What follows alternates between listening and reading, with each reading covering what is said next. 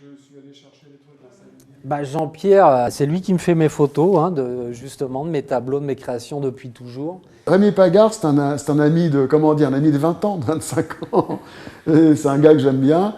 J'aime bien son travail depuis longtemps. Or, il se trouve que de temps en temps, devant l'ordinateur, après avoir bien travaillé sérieusement pour me récompenser moralement, je fais des fantaisies diverses et variées. Et là, en allant sur son site, j'ai découvert donc cette série de photos à base de récup, justement. Donc là, c'est des petites boîtes rouillées, des boîtes enfin, de boissons, de boîtes de conserve, comme ça, rouillées, écrasées, qui prend en photo, qui dédouble et ça en fait des espèces de petits personnages. Donc, Ce type d'image pouvait bien coller avec l'expo de Rémi et compléter dans son sens. En fait, là, je fais la vedette américaine pour mon ami Rémi. Il y a une série de 6 images qui s'appelle les pareidolie.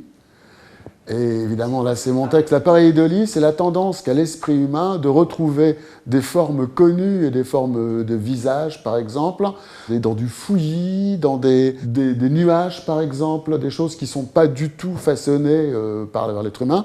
Et on a tendance à retrouver des formes connues. Et qui, gamin, n'a pas regardé les nuages pour y voir un cheval, un poisson. C'est cette tendance-là.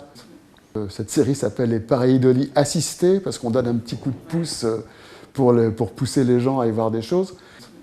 Ce sont des photos qui ont été prises en d'immenses sacs poubelles après des concerts. Eh bien, on finit par y voir des choses amusantes. C'est que l'image numérique devient de la pâte à modeler.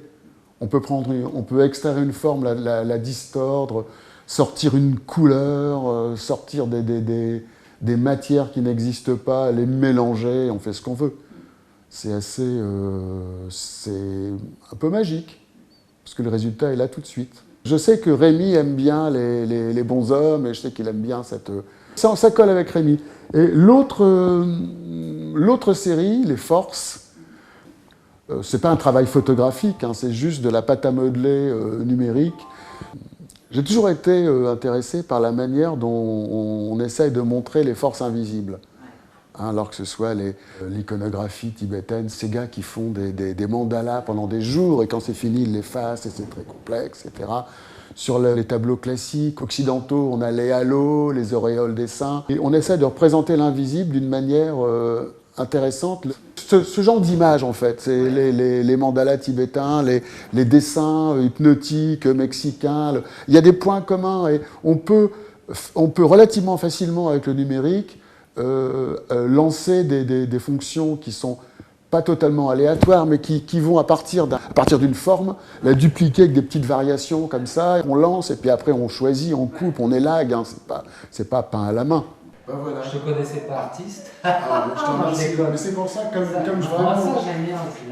comme j'avais 6 images différentes, je leur ai donné le nom des 6 saveurs des quarks. Les quarks sont des particules, une partie des particules fondamentales de la matière. Les quarks, c'est ce qui donne la masse aux choses. Enfin, je schématise. Grosso modo, les quarks, c'est ce qui fait le noyau des atomes, en gros, tout ça. Et il y a 6 sortes de quarks. Et comme on est dans un domaine très abstrait, les physiciens ont donné des noms intéressants. Alors, il y a le quark charme, le quark beauté, le quark étrange, le quark haut, le quark, etc., etc. Il y en a 6 comme ça. Et ça m'a semblé, comme les pareidolie, évidemment, parce que rien de tel qu'un mot qui vient du grec pour placer son homme. Et ça donne pour moi, ça donne une perspective intéressante de relier du fantaisiste à du sérieux. Ouais, c'est bon, regarde là. Il n'a pas bougé là? Non, regarde.